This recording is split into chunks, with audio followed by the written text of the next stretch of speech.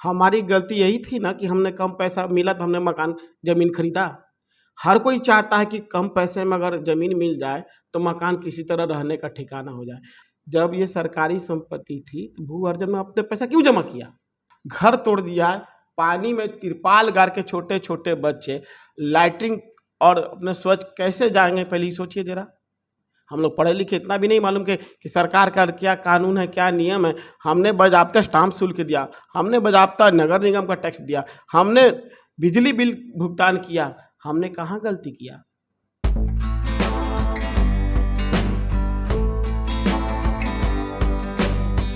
नमस्कार, मेरा नाम अनूप नारायण सिंह है और आज के साक्षात्कार में दर्द है, आह है, टूटते सपनों की एक ऐसी कड़ी है जिसको आज के साक्षात्कार में बताएंगे। पटना में एक मोहल्ला है राजीव नगर और नेपाली नगर।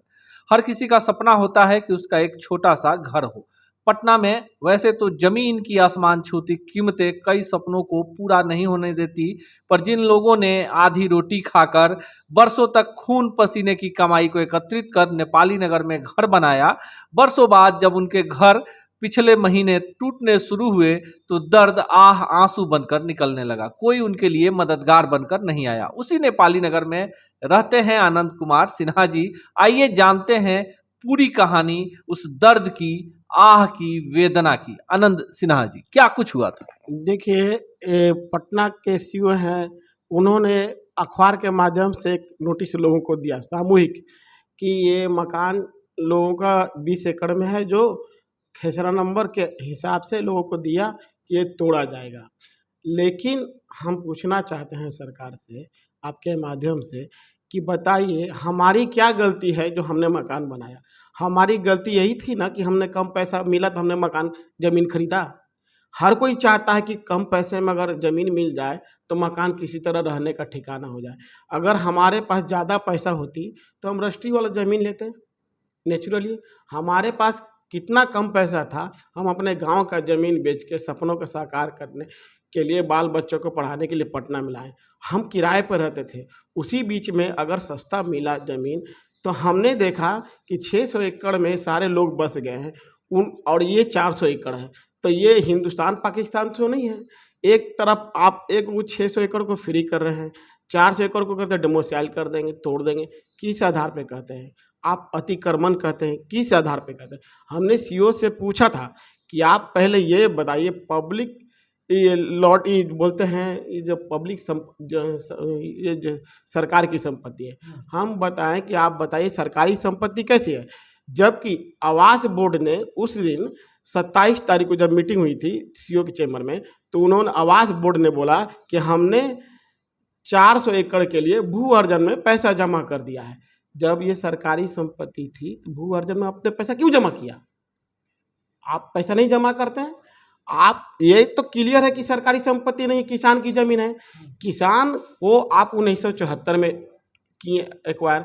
1974 के बाद अगर आपकी एक भी जमीन रजिस्ट्री हो गई तो आपका तो एक्वायर खत्म हो गया उसी वक्त।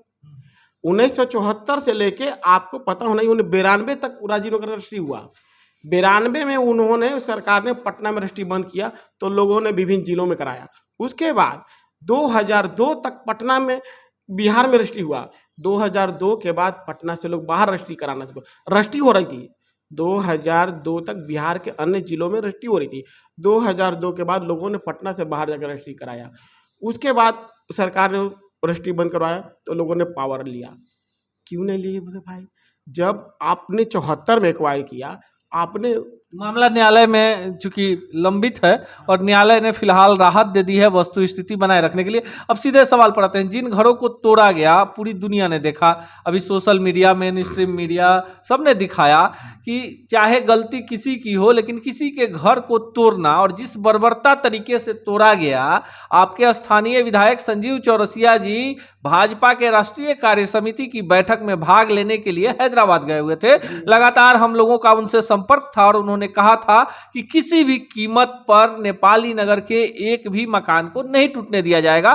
जो कानूनी कार्रवाई होगी, न्यायालय का फैसला होगा, वो मान्य होगा। और चूंकि एक बड़ा विस्तृत इलाका है जहां लोगों का घर बन गया, जिनके घर टूटे हैं वो कैसे अभी जीवन बसर? अभी आप जाके देखिए, लोग, अभी तो घर टूट गया, एक तिरपाल भी नहीं मिल रहा है। पानी का जो ऊपर भगवान का मार है, एक तो पहले ही तोड़ दिया, अभी वहाँ इतना कीड़ा मकोड़ा सांप बिच्छा आता है, घर तोड़ दिया है। पानी में तिरपाल गाड़ के छोटे छोटे बच्चे लैट्रिन और अपने स्वच्छ कैसे जाएंगे, पहले ही सोचिए जरा। क्या हम लोग रोड पर के आदमी हैं? क्या हम लोग अनपढ़ हैं? हम लोग पढ़े लिखे इतना भी नहीं मालूम कि सरकार का क्या कानून है, क्या नियम है? हमने बाज़ाब्ता स्टाम्प शुल्क दिया, हमने बाज़ाब्ता नगर निगम का टैक्स दिया, हमने बिजली बिल भुगतान किया, हमने कहाँ गलती किया?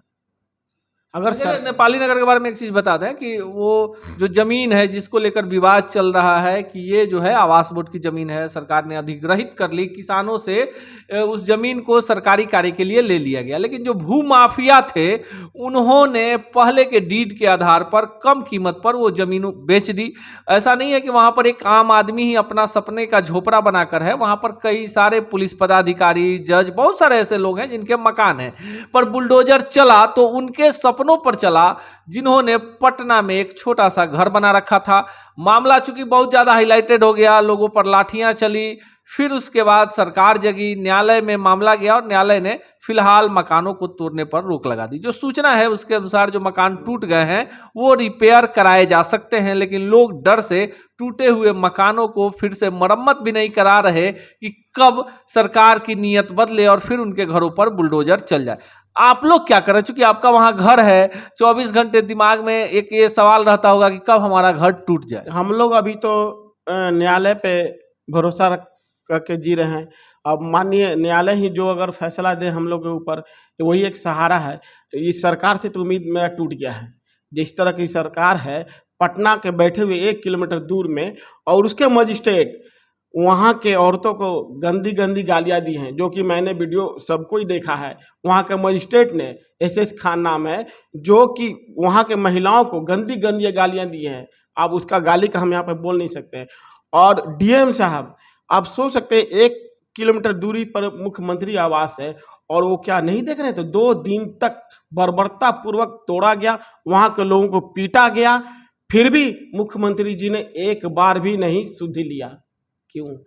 आने वाला वक्त है, न्यायालय पे भरोसा करके हम लोग अभी कोई तिरपाल गाड़ के है, कोई चमकी गाड़ के है, तंबू में है, जीने का एक सवाल है जो दर्द है। देखिए, किसी भी आम आदमी या कोई भी अगर फुटपाथ पर भी रहता है तो देश संवैधानिक तरीके से चलता है, नियम कानून के तहत चलता है। क्योंकि मामला न्यायालय में है इसलिए हम ज़्यादा इस पर विवेचना नहीं करेंगे, लेकिन जो वक्त की स्थिति है, जिस तरह से एकाएक बुलडोजर चल गए, जिस तरह से एकाएक घरों को तोड़ा जाने लगा, लोगों पर लाठियां चटकी, जिनके घर थे, छोटे छोटे मासूम बच्चे थे, बीमार बुजुर्ग लोग थे, किसी पर रहम नहीं किया गया। हम लोगों ने सुना था अंग्रेजों के राज के बारे में, ऐसी कहानियों को पढ़ा था। एक चीज बताइए कि क्या नेपाली नगर ही अवैध है या पटना में कई ऐसे नगर हैं जो अवैध हैं? पटना में बहुत ऐसे अवैध है। देखिए, आपका बुद्धा कॉलोनी हो गया, खास महल हो गया, आपका भूतनाथ रोड हो गया।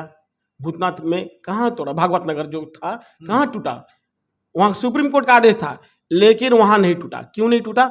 सुप्रीम कोर्ट का आदेश के बावजूद वहाँ नहीं टूटा गया। वहाँ मजिस्ट्रेट गए, बोले कि हम ये सरकार किसके है? जन कल्याण की, जनता के लिए। प्रजातंत्र में जनता सर्वोपरि है। हम ऐसा मकान तोड़ के इस जमीन में सरकार के लिए क्यों करें? सरकार जनता के लिए ना है। अब जनता को आप खत्म कर दीजिएगा तो सरकार किस पे वोट कौन देगा?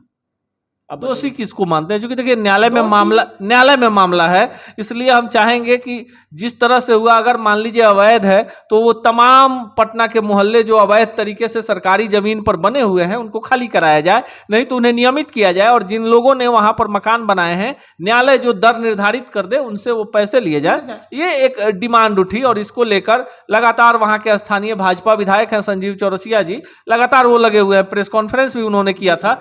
आप लोग क्या चाहते हैं? हम लोग चाहते हैं, जो 2010 में सेटलमेंट, एक दीघा सेटलमेंट आया था, उस पर MD थे अनूप कुमार जी ने, उन्होंने एक दिया था प्रस्ताव कि दीघा इस ओर और इस ओर दोनों का एक रेट फिक्स किए थे।